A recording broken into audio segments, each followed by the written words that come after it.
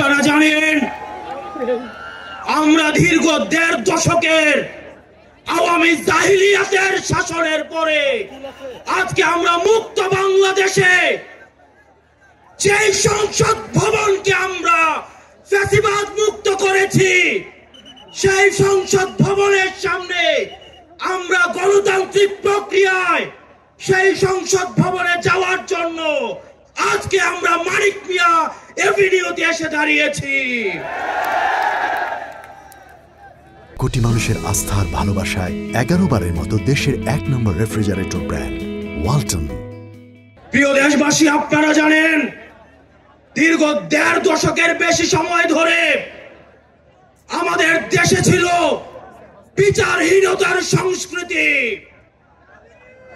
লগি বৈঠা থেকে শুরু করে ২০০৯ সালে আমাদের দেশের যারা ডিফেন্স অফ ফার্স্ট লাইন বিডিআরদেরকে আপনারা দেখেছেন কিভাবে ভারতীয় আগ্রাসনের মধ্য দিয়ে হত্যা করা হয়েছে।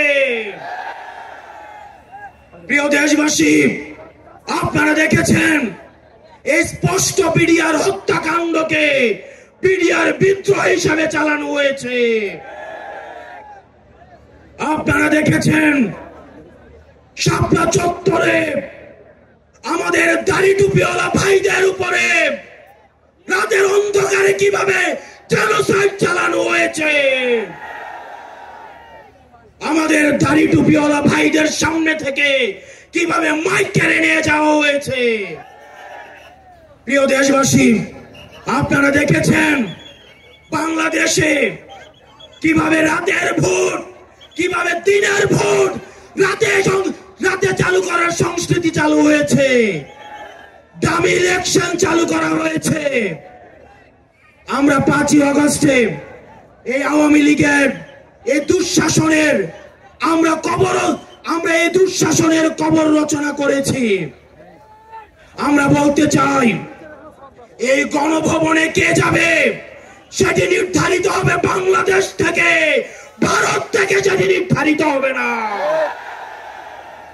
আমরা স্পষ্ট করে বলতে চাই এই সংসদে কে যাবে সেটি নির্ধারণ করবে বাংলাদেশের খেটে খাওয়া জনতা।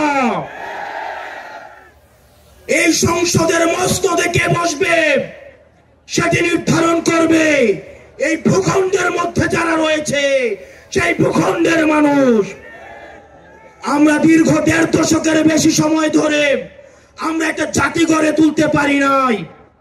বিভাজনের রাজনীতি আমাদের মধ্যে ইচ্ছাকৃতভাবে জিয়ে রাখা হয়েছে। আমরা স্টেট ডেভেলপ করতে পারি নাই, আমরা নেশন ডেভেলপ করতে পারি নাই।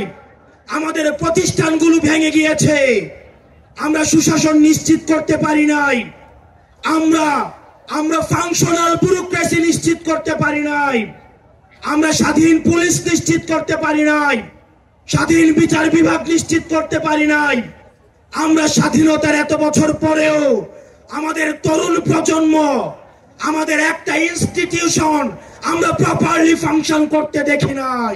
আমরা আপনাদেরকে কমিটমেন্ট দিতে চাই এই বিভাজনের রাজনীতির ঊর্ধ্বে উঠে আমরা একতার রাজনীতি বাংলাদেশে চালু করব।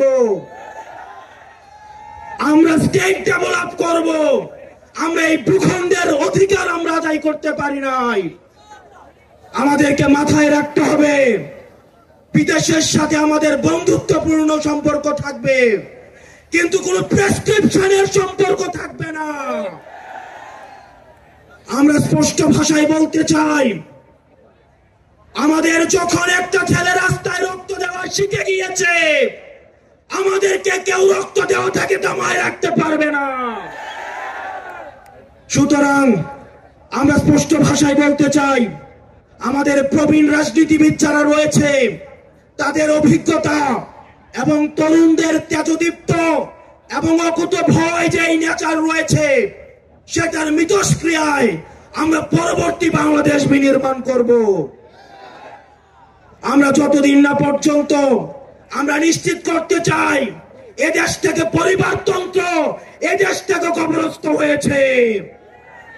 এদেশে কামারের ছেলে প্রধানমন্ত্রী হবে, কুমারের ছেলে প্রধানমন্ত্রী হবে, এদেশে যোগ্যতার ভিত্তিতে এদেশে নেতৃত্ব উঠে আসবে।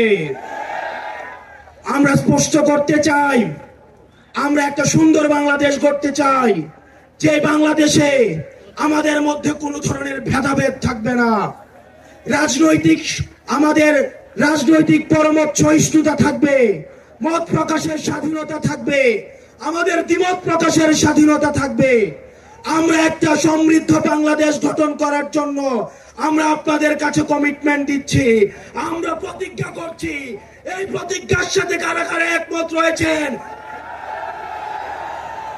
ও ইনকিলাব জিন্দাবাদ,